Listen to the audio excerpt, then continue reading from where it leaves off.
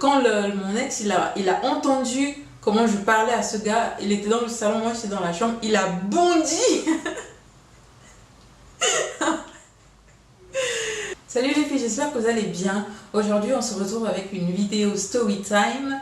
Et donc, je vais vous parler d'un de mes ex qui a failli me frapper, comme vous pouvez le lire dans le titre de la vidéo. Donc, en fait, il s'agit d'une personne avec qui je suis sortie il y a quelques années en arrière. Je vivais dans un pays et moi, je vivais dans un autre. Et justement, étant donné qu'on ne pouvait pas se voir toutes les semaines, on se voyait une fois par mois, parfois 2 fois par mois, selon notre emploi du temps. Et du coup, donc on se rendait visite en fait une fois sur deux, c'est-à-dire que ce mois-ci, c'est moi qui lui rendais visite dans le pays dans lequel il vivait, et le mois d'après, c'est lui qui venait me rendre visite chez moi. Alors ce week-end-là, il est donc venu me rendre visite chez moi. Et ce qui s'est passé, c'est que en fait, moi, je suis quelqu'un qui fait, quand je suis en couple, quand je suis dans une relation amoureuse, qu'elle soit en fait amicale ou amoureuse, je fais hyper confiance. Je fais confiance aux gens parce que j'estime ou je pense être quelqu'un de confiance. Donc du coup, moi, j'ai tendance à faire confiance aux gens. Et je suis une personne qui ne fouine pas en fait dans les affaires des autres. C'est-à-dire que si par exemple je sors avec un homme, je ne vais jamais aller fouiner dans son téléphone ou dans ses mails ou que ce soit pour voir ce qu'il fait, qu'est-ce qu'il fait, avec qui il fait. Je ne vais pas lui demander avec qui il parle au téléphone. Du coup, moi, j'ai tendance aussi à me dire que les autres personnes sont comme moi, ce qui est tout à fait faux. Donc, il ne faut pas penser que tout le monde est comme vous. Donc, du coup, ce jour-là, j'étais censée aller faire des courses. Et donc, j'ai un peu traîné sur l'ordinateur. Lui, il faisait ses trucs de son côté. Moi, j'ai un peu traîné sur l'ordinateur, j'ai un peu traîné sur Facebook. Et ensuite, je devais aller faire les courses. Donc, j'ai laissé mon Facebook ouvert. Et parce que je me suis dit, bon, voilà, il est là, je pense pas qu'il va aller fouiller dans mon Facebook. Et même s'il fouille dans mon Facebook, je n'ai rien à me reprocher. Donc voilà, je m'en fiche un peu. J'ai l'habitude de faire ça. En fait, je vivais chez ma mère à l'époque, quand ma mère n'était pas là ce week-end. Donc j'ai laissé mon Facebook ouvert, je suis allée faire les courses. Et quand je reviens des courses, j'ai senti un peu bizarre. Il ne parlait pas beaucoup. Il faut savoir que c'était quelqu'un de très timide et posé. Donc c'était pas quelqu'un, je pouvais pas m'attendre à un comportement violent en fait de cette personne-là. Donc d'où la surprise. Du coup donc j'ai senti déjà un peu bizarre. Donc on a discuté. Après il me dit c'est qui ces personnes avec qui tu discutes sur Facebook? Il dit comment ça c'est qui? Je discute avec des gens, je discute avec des amis. Et aussi les filles, il faut savoir que c'est une personne qui pensait que entre un homme et une femme, il ne peut pas y avoir d'amitié. Lui et moi, on en avait déjà discuté. Entre un homme et une femme, il ne peut pas y avoir d'amitié. Il y a forcément quelque chose de sexuel qui se passe entre les deux. Et en fait, il se trouve que moi, la plupart de 90% de mes amis, ce sont des hommes. J'ai pas beaucoup d'amis filles en fait. Donc du coup, avec moi, il souffrait énormément parce que mes amis, c'était des hommes. Donc il me dit, mais c'est qui ces personnes avec qui tu discutes tout le temps sur Facebook? Je dis, comment ça, c'est qui? C'est des gens, c'est mes amis. Après, je lui demande, mais pourquoi tu me poses cette question? Tu allais fouiller dans mon Facebook? Il dit, oui, j'ai vu des messages qui m'ont pas plu. Comment tu peux aller discuter avec des hommes? Pourtant, on sort ensemble. En fait, j'ai pas compris. Je lui dis, mais je veux dire, je discute avec des amis comme je discute avec n'importe qui. Je sais pas, comme avec n'importe qui. Il s'est énervé, le gars. Il était vraiment, mais quand je vous dis énervé, il était vraiment énervé. Il a commencé à balancer tout, machin. Et j'ai eu vraiment peur, hein, parce que déjà, ça faisait pas très longtemps qu'on se connaissait. Et du coup, je ne le connaissais pas vraiment. Donc, je ne savais pas ce qu'il était vraiment capable de faire. Donc j'ai eu peur, il a commencé à tout balancer par terre, il a pris les bouteilles qui étaient là, il les a cassées et tout. Il a failli casser la porte de ma mère. Enfin, je rigole maintenant, mais franchement, sur le coup, c'était vraiment pas drôle. Et donc il a jeté des choses cassées et tout. Et il a même failli me frapper et tout. Et il n'a pas fait, mais j'ai vraiment senti que voilà quoi. Moi je suis restée calme parce qu'à la base je suis quelqu'un de très posé. Je vais pas en rajouter. Il a dit ouais, il a fait ses valises, il a dit ouais, je vais rentrer chez moi, c'est fini. Il a commencé à prendre ses valises, il a commencé à partir. En tant que bonne africaine, j'ai essayé évidemment de le retenir parce que voilà, il fallait qu'on discute. Enfin, en plus, je savais même pas le message qu'il avait lu, il a pas voulu me dire. Et il a pris son sac, il a dit ouais, je vais m'en aller et tout. Je lui ai dit mais c'est quoi le message c'est quoi le message en fait que tu as lu qui te met dans cet état? Enfin, j'ai jamais, c'est pas comme si j'étais trompée ou c'est pas comme si j'avais dit quelque chose d'ambigu à une personne. En fait, il a fini par me dire à qui j'avais parlé. En fait, c'était un gars que lui il connaissait. Et qu'est-ce que j'avais dit à ce gars-là?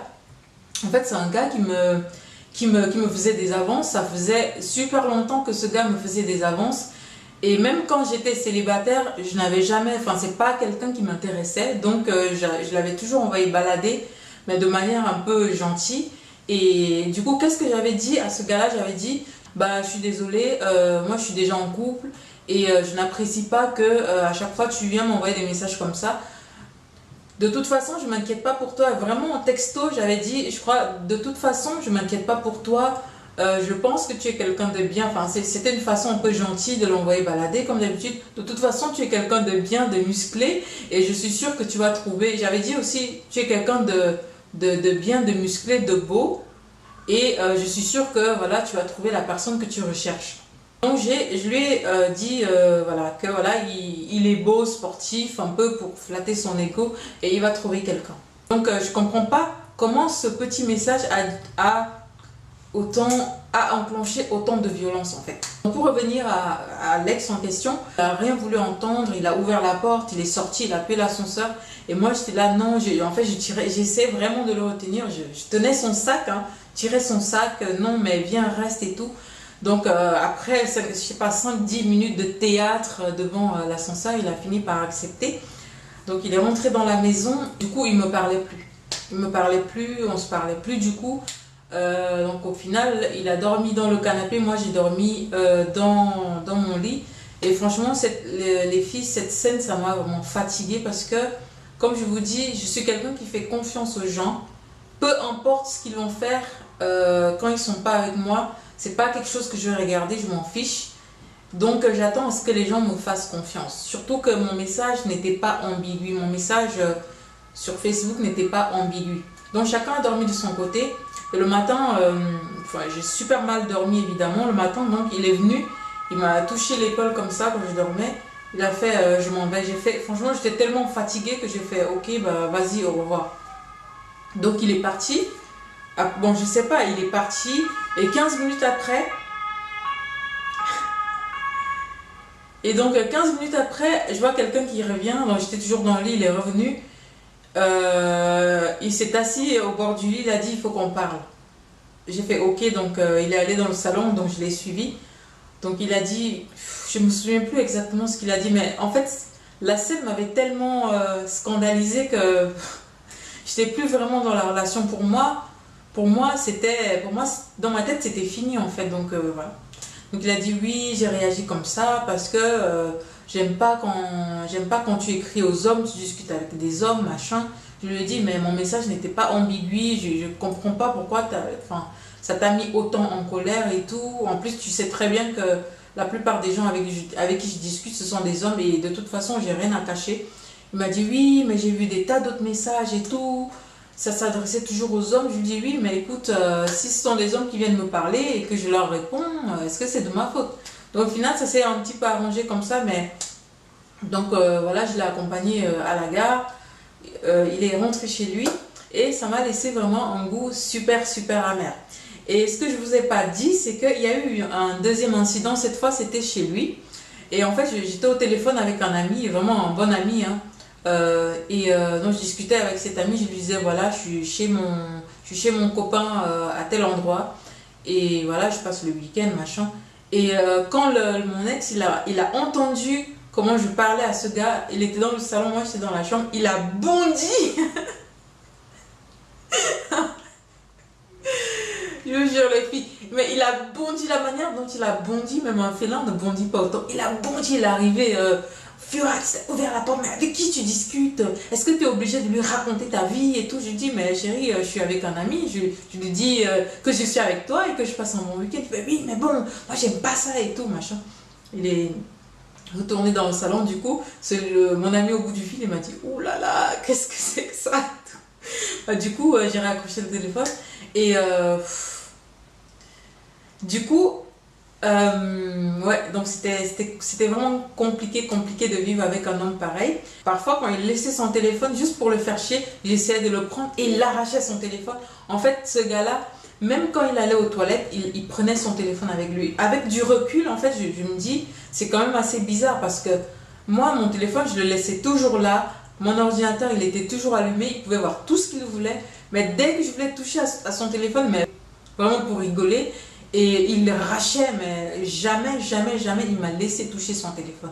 Et donc, avec le recul, je me dis, je sais pas, peut-être que lui aussi, il avait beaucoup de choses à cacher. Donc, voilà. Donc, dites-moi les filles, si vous avez connu un homme comme ça qui était super jaloux et qui pourrissait un peu votre relation, dites-moi ce que vous pensez des relations homme-femme. Est-ce que vous pensez vraiment qu'il ne peut pas avoir d'amitié entre un homme et une femme? Est-ce qu'il y a forcément quelque chose derrière? Je sais pas ce que vous en pensez, dites-moi en commentaire, ça m'intéresse vraiment de savoir, de connaître votre point de vue. Et donc voilà, je vous retrouve très bientôt dans une nouvelle vidéo. À bientôt.